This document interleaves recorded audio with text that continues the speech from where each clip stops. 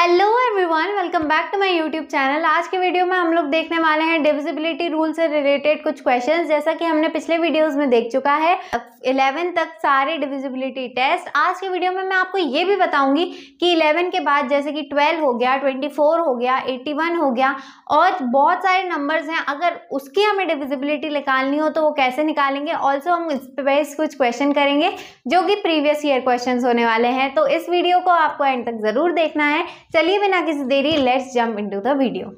तो सबसे पहले हम लोग देख लेते हैं कि हमारी बाकी डिजिट्स का हम डिविजिबिलिटी कैसे चेक करेंगे।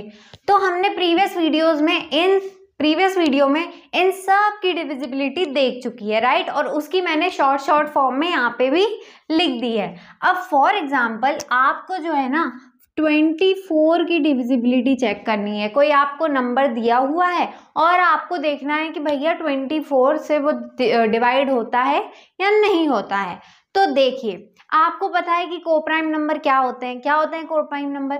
ऐसे नंबर का पेयर जो कि किसी नंबर से डिवाइड ना हो। जैसे कि अगर मैं यहाँ पे लिखती हूँ 2 और 3, तो ये एक ऐसा पेयर है जो मतलब इसमें जो दो नंबर हैं उसमें नहीं हो। जैसे मैंने यहाँ पे 2 और 3 का पेयर लिखा, तो क्या 2 और 3 किसी एक नंबर से पूरी तरीके से जाते हैं? नहीं जाते भैया, मतलब इनका कोई कॉमन फैक्टर है ही नहीं। कोई एक नंबर दोनों को काट ही नहीं सकता है। लेकिन अगर मैं लिख दूं 4,8, तो क्या ये कोप्राइम हुए? नहीं भैया, ये कोप्राइम नहीं हुए। क्यों? क्योंकि 4 एक ऐसा नंबर है ना जो कि 4 को भी काट सकता है और 8 को भी काट सकता है। अगर मैं यहाँ पे लिखूं 4,11, तो क्या ये कोप्राइम हुए? जी हाँ, ये कोप्राइम हुए। क्यों भैया? क्योंकि कोई एक ऐसा नंबर नहीं है जो कि दोनों को डिवाइड कर दे।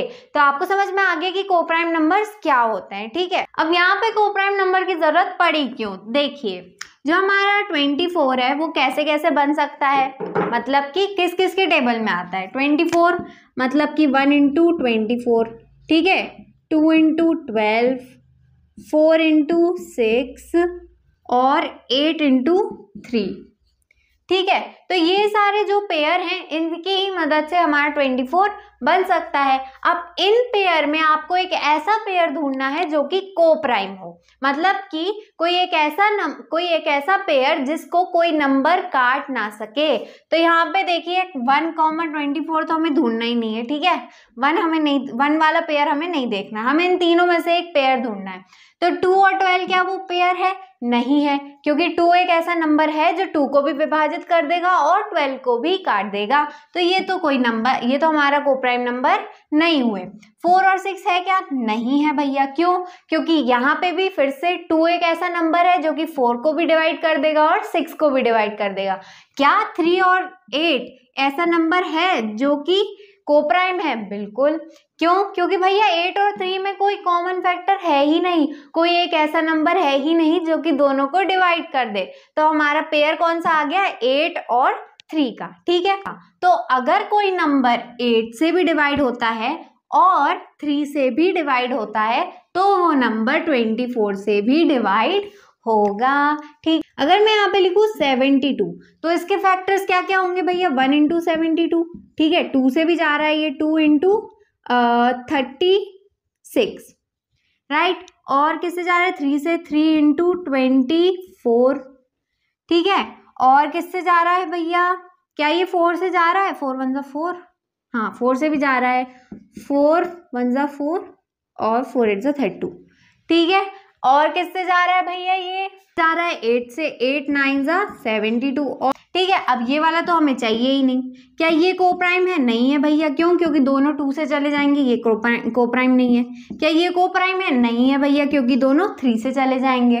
क्या ये कोप्राइम है? नहीं है। क्यों? क्योंकि दोनों 2 से डिवाइड हो जाएंगे। क्या ये कोप्राइम है? बिल्कुल है ना। क्यों नहीं है? क्योंकि 8 और 9 को कोई डिवाइड कर ही नहीं सकता, कोई एक ऐसा नंबर है ही नहीं जो 8 को भी डिवाइड कर दे और 9 को भी डिवाइड कर दे।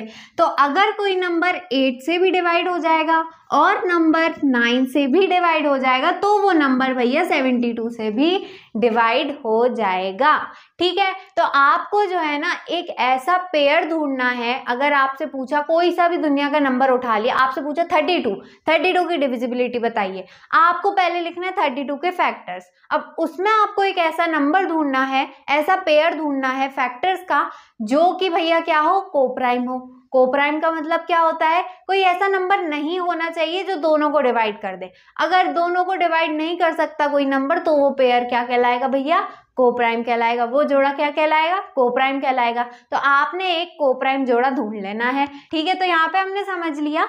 इन सब के अलावा भी अगर कोई आपके पास नंबर आ जाता है तो उसकी आप डिविजिबिलिटी कैसे निकालेंगे, ठीक है। अब हम देखते हैं इस पे बेस कुछ क्वेश्चंस। तो पहला क्वेश्चन हमारे पास है, if the number 6358A4324 is divisible by,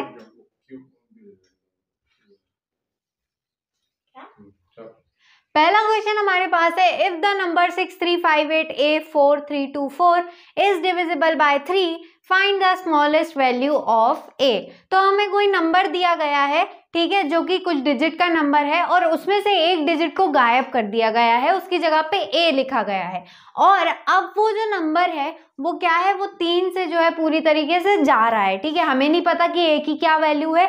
अब कोई नंबर है जो कि 3 से पूरी तरीके से डिवाइड हो रहा है, लेकिन उसकी एक डिजिट हमें नहीं पता, तो उसकी हमें स्मॉलेस्ट वैल्यू पता करनी है। क्यों, क्योंकि भैया लार्जेस्ट तो कितनी भी हो सकती है, हमें स्मॉलेस्ट पता करनी है, ठीक है। हमें पता है कि 3 का डिविजिबिलिटी टेस्ट क्या होता है, सम ऑफ ऑल डिजिट्स, मतलब कि सारी डिजिट्स का सम करना है। और अगर वो डिजिट का जो सम आया है वो 3 से पूरी तरीके से डिवाइड हो रहा है तो फिर वो पूरा नंबर भी 3 से डिवाइड होगा। अब हमें क्या करना है, पहली बात तो हम ये नंबर लिख लेते हैं 6358A4324, ठीक है। अब हम क्या करते हैं, इन सारी डिजिट्स का A को छोड़ के सारी डिजिट्स का सम कर लेते हैं। 6 + 3 9, 9 + 5 14 + 8 22 + 4 20, नहीं 6 + 3 9, 9 + 5 14 + 8 22, हाँ 22 + 4 26 + 6 29 + 2 31 + 4 35, ठीक है। और उसमें A तो जुड़ेगा ही, तो ये जो है ना ये सम आएगा इसका, ठीक है, इस नंबर का सम आएगा। और A की जगह कोई ऐसी वैल्यू है जिसको अगर हम इसमें जोड़ते हैं 35 में, तो फिर हमारा जो आंसर आएगा वो किससे डिवाइड होगा, 3 से डिवाइड होगा। तो हमें पता है कि 36 जो है इससे सबसे पास 36 ही है जो कि 3 से डिवाइड होती है। तो अगर मेरे को 36 बनाना है तो A में 1, A की जगह पे 1 रखना पड़ेगा, मतलब कि 35 + 1 क्या हो जाएगा, 36। तो यहाँ से हमारी A की वैल्यू क्या आ गई भैया, 1 आ गई। बस ऐसे ही क्वेश्चन आपको दिए जाते हैं, कोई आपको नंबर दे दिया जाएगा बड़ा सा और उसमें से 2-3 जो डिजिट्स होंगी उसमें आपको x y z दे देंगे और बोलेंगे x y z की वैल्यू निकालो। तो आपको बस यही करना है पूरे क्वेश्चंस में। चलिए आगे के क्वेश्चन देखते हैं।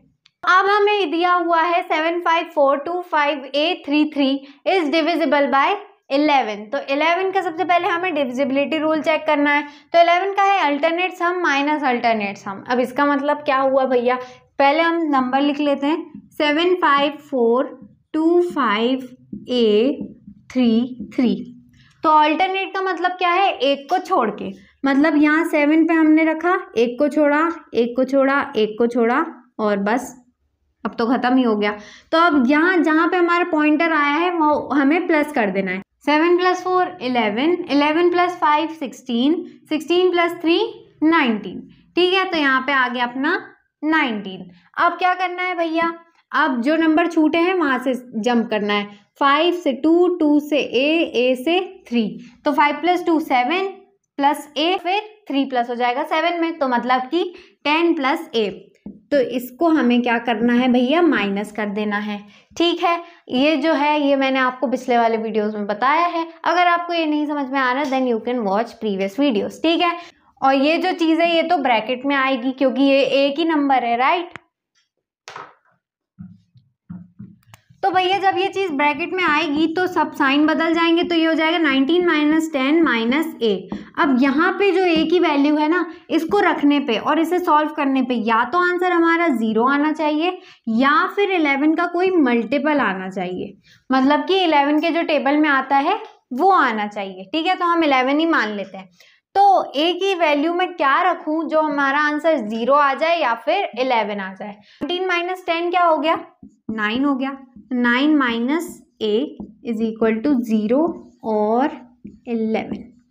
तो यहाँ पे तो क्या लिखा है माइनस। अब मुझे अगर इसको 11 बनाना है तो मेरे को 9 में कुछ प्लस करना पड़ेगा 11 करने के लिए, राइट। मतलब 11 तो बनेगा ही नहीं, क्या बनेगा हमारा 0 ही बनेगा। तो ए की वैल्यू यहाँ पे क्या आ जाएगी भैया, 9 आ जाएगी, तभी तो हमारा 0 बनेगा। तो यहाँ पे ए की वैल्यू 9 है, तो आंसर हमारा क्या हो गया, 9। ठीक है, तो भैया हमें एक और दिया गया है 54364315B2। तो ये कुछ बहुत ही लंबा सा नंबर लग रहा है, बट हमें तो सिर्फ मतलब है लास्ट के 3 डिजिट से। क्यों, क्योंकि हमें नंबर जो दिया है वो क्या दिया है 8, और 8 का डिविजिबिलिटी रूल क्या होता है, लास्ट की 3 डिजिट 8 से डिवाइड होनी चाहिए। तो यहाँ पे लास्ट की 3 डिजिट क्या है 5B2। ये जो है ना, ये जो है ये 8 से डिवाइड होना चाहिए, बाकी हमें पूरे नंबर से मतलब ही नहीं है। अगर ये 8 से डिवाइड हो गया तो पूरा नंबर भी 8 से डिवाइड हो जाएगा। अब आपको यहाँ पे क्या करना पड़ेगा, b की सारी वैल्यूज रख के देखनी पड़ेगी। पहले आपको 0 रख के देखना पड़ेगा, तो ये क्या हो जाएगा 502। क्या ये 8 से जा रहा है भैया, नहीं जा रहा। क्या ये 8 से जा रहा है, नहीं जा रहा। 8 6 48, और फिर क्या बचेगा 22, और 22 तो आता नहीं है 8 की टेबल में। अब हम क्या रखते हैं, 0 नहीं रखते, अब हम 1 रखते हैं। क्या ये 8 से जा रहा है, बिल्कुल जा रहा है। 8 6 48, ठीक है। यहाँ पे हम माइनस कर देंगे, 51 माइनस 48 क्या होता है 3, और यहाँ पे ये नीचे आ जाएगा 2, और 8 4 32। तो यहाँ पे आप देख सकते हैं रिमाइंडर 0 आ गया, मतलब कि ये पूरी तरीके से डिवाइड हो गया। तो हमारी b की वैल्यू क्या आ जाएगी भैया, 1 आ जाएगी। b की मिनिमम वैल्यू 1 आ जाएगी। अब हम बढ़ते हैं हमारे आखिरी क्वेश्चन की तरफ, जो कि है if the number 54382344B2 is divisible by 24, find the value of 3a plus 5b।